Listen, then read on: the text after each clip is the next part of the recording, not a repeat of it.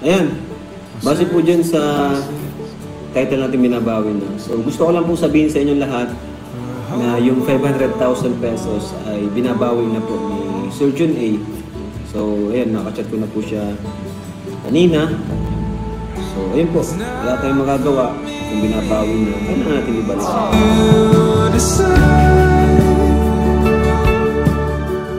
Mapagpalang araw po sa inyo mga kalingap. Dito po sa Japan ngayon, medyo na po malamig.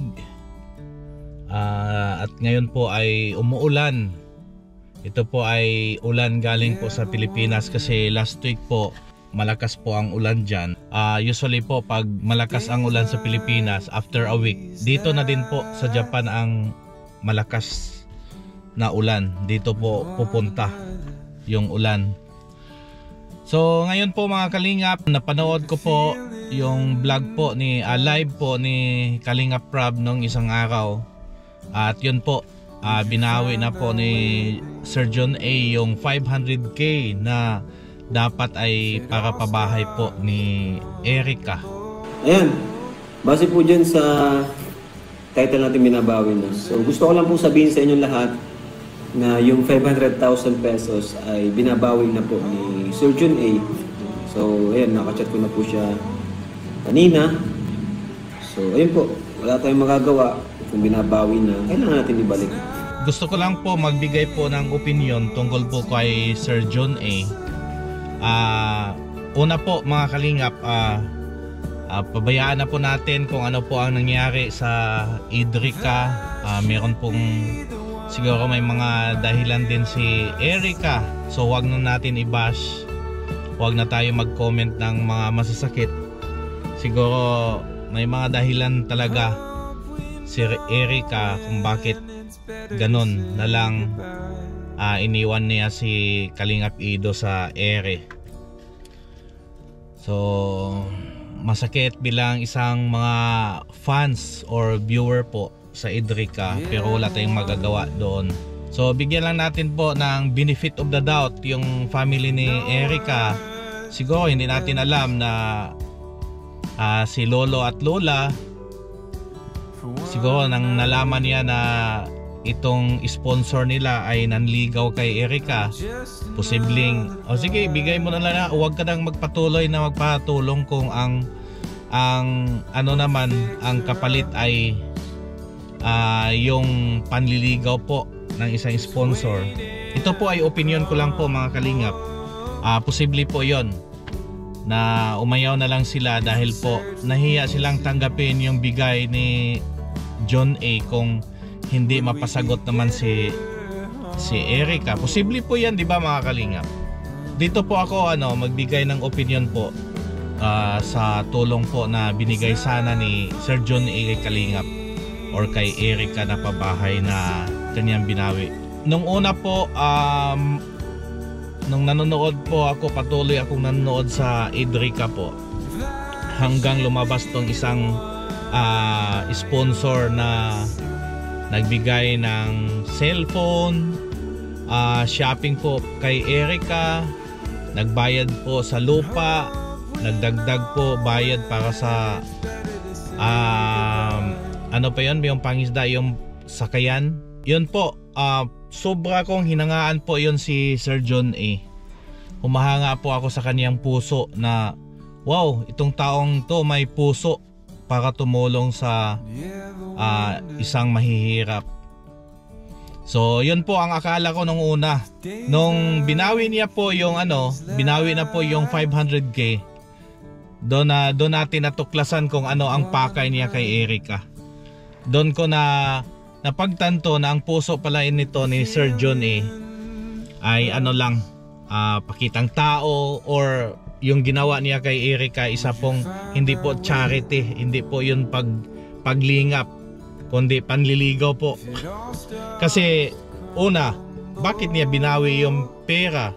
Kung tutuusin, maraming dapat tulungan si Kalingap Prab.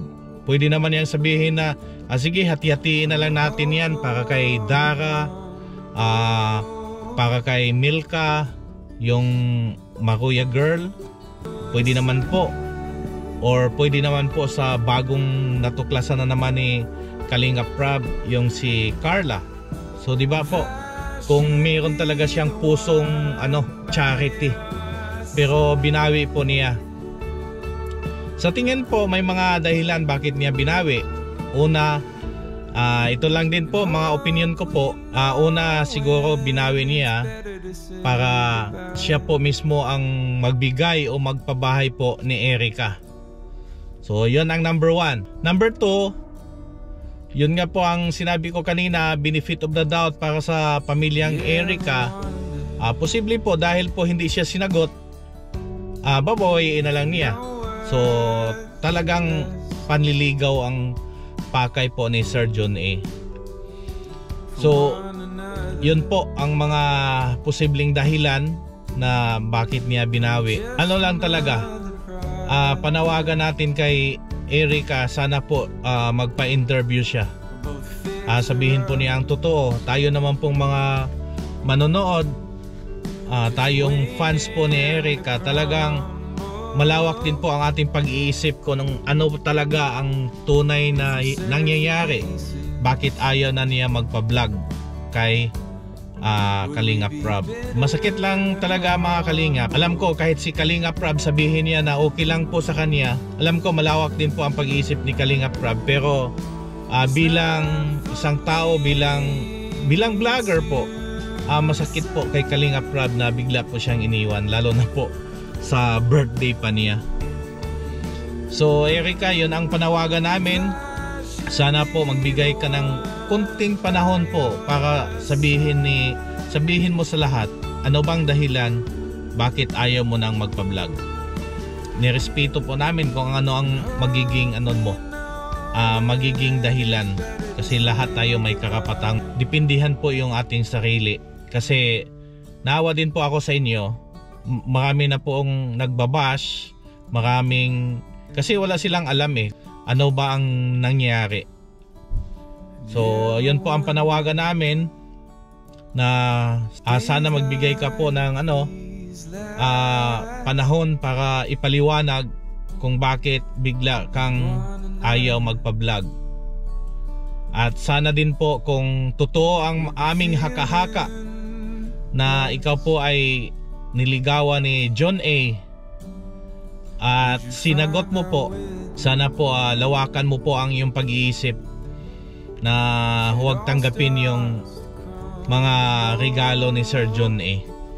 Kasi alam na natin kung ano ang pakay niya. Hindi siya kusang tumulong nung nakita ko sa mga comment na bakit daw ibabash natin si Sir John A na nagcha-charity man lang siya, nagbigay ng tulong. Hindi po, para sa akin hindi po.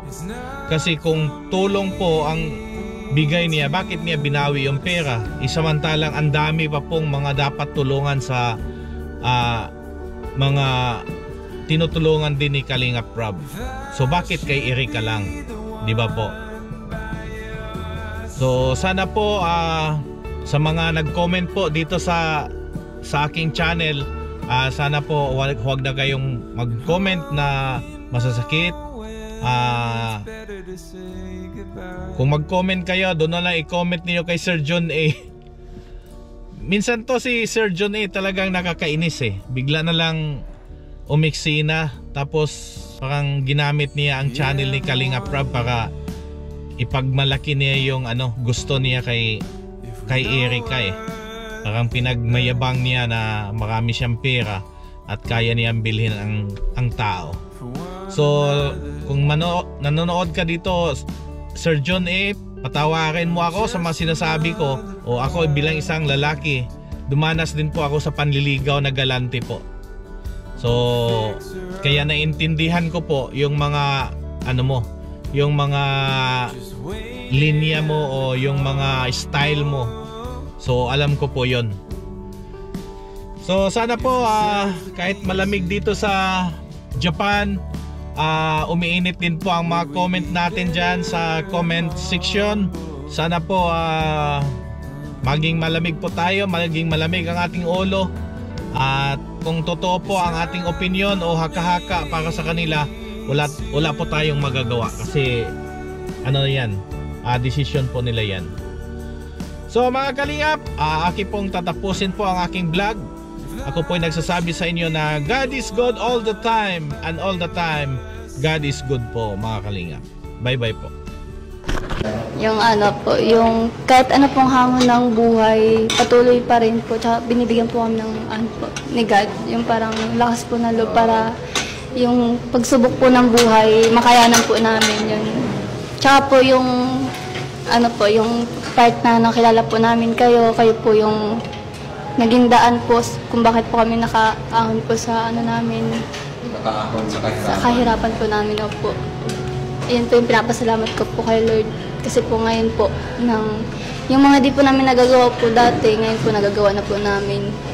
Tulad po pag, kunyari po nag-gusto po kami bilhin, nakakabili na po kami ng mga gusto namin. Kasi po dati hindi po namin yun mabili. Yung parang tinitingnan lang po namin, ang ganda naman niya, gusto ko niya. Kasi wala po talagang ang pambili. Kaya yun, tingin-tingin. Ganun. Ayun.